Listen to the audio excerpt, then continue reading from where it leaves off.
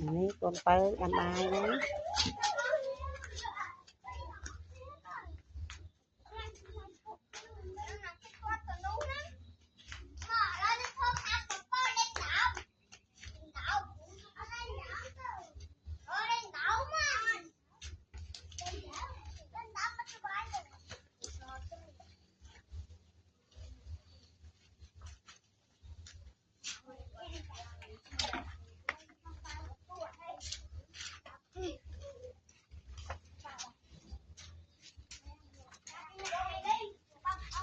Hai tờ trắng chết đâm bài.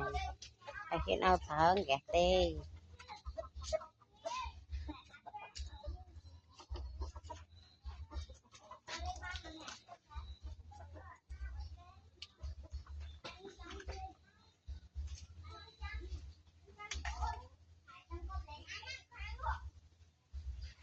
Tiếp.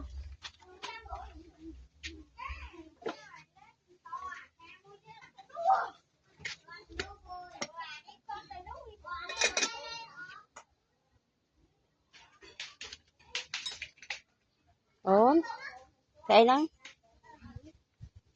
cần cái đám mai mền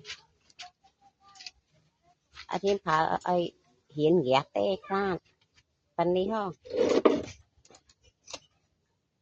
chẳng nhìn ta riêng tất cả đám chuông đo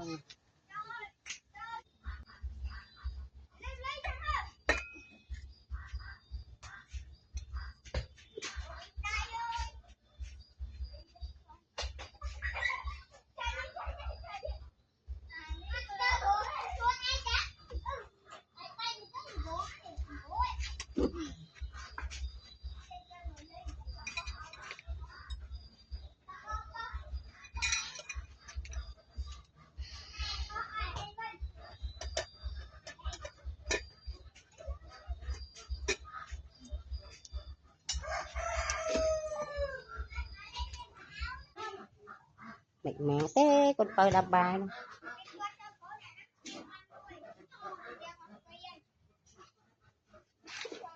mẹ thế nè đập bài cô chứ nó thôi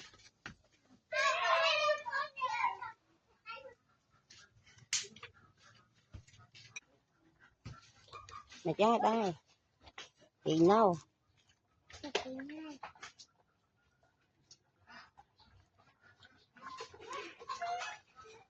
ba đang đằng ba là thế